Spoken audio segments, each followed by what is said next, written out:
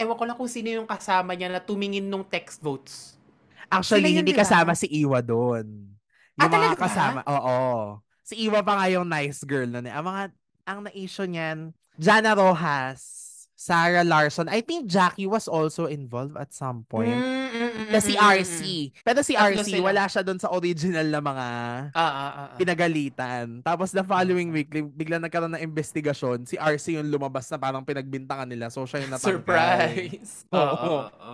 Tapos alam mo, tinanong ko yan kay RC years later. Mm. Ewan ko, sa isang press ko, na kami dalawa lang naman yung nag-uusap.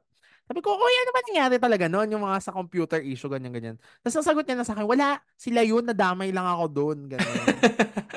Kasi Sayang naman. in fairness kay girl, di ba, after, kahit isa siya sa mga early na out, tas ang pangit pa nung pagkaka-out niya, siya yung nabibigyan Oo. lagi ng project na lagi siyang kontrabida sa mga sine-novela.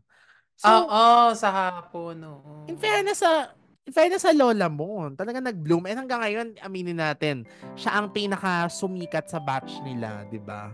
Oo, oo, oo.